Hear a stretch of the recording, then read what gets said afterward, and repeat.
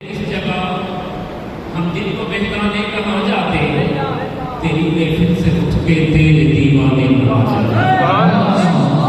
خدا کا شکر شمع رکھ لیے آئے ہو محفل میں خدا کا شکر شمع رکھ لیے آئے ہو محفل میں گر پردوں میں چھپے رہتے تو پروانے کہاں جاتے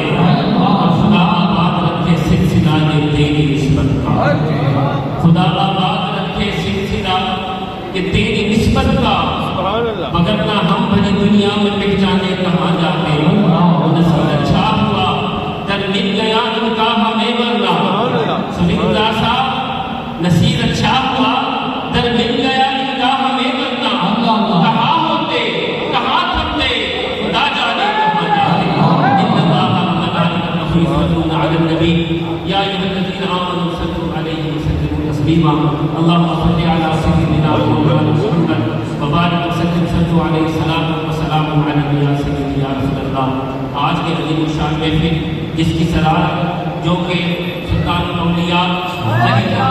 نواب الدین صاحب کبھی محمود اور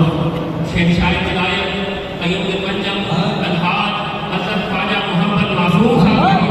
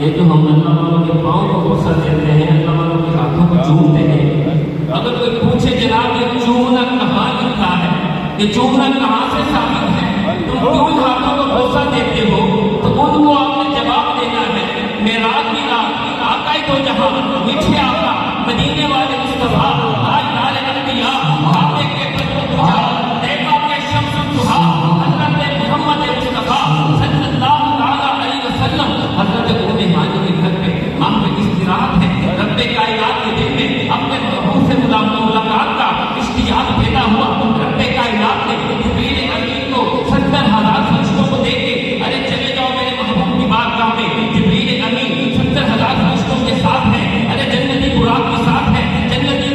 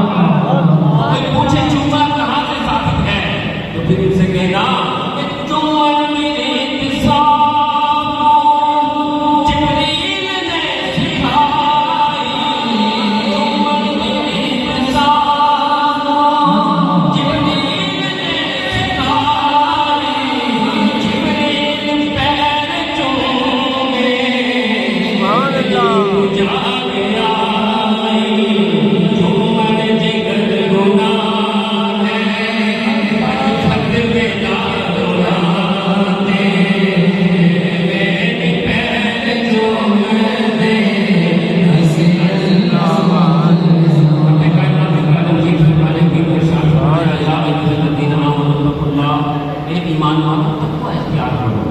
وکونوا مع الصادقین، اور سچوں کے ساتھ ہو جاؤ۔ رب کائنات نے قرآن مجید فرقان حمید میں واقعہ نقل کیا، تقیہ اس بادشاہ گزرا، بڑا ظالم بادشاہ تھا، خدائی کا دعویٰ کر بیٹھا، کافی لوگوں کو قتل بھی کیا۔ اس دور میں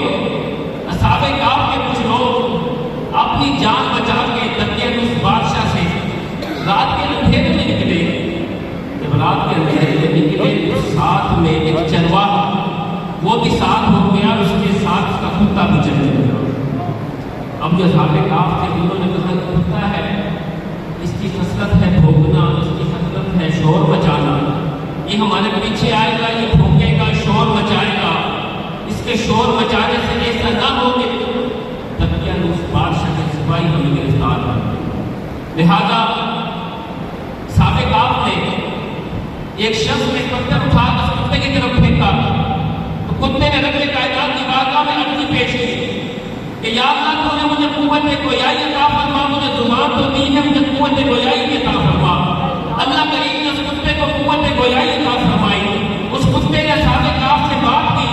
کہ اے اللہ والو، میں تمہیں بھونکنے والا نہیں، میں تمہیں شور مچانے والا نہیں، بلکہ مختصر کرتا چلوں۔ یہ وہ جو کتا ہے اصحاب کہف کے ساتھ رہا، اصحاب کہف رات میں چلے گئے، ایک طویل واقعہ ہے، روایت میں آتا ہے کہ وہ جو کتا ہے قیامت والے دن جنت میں جائے۔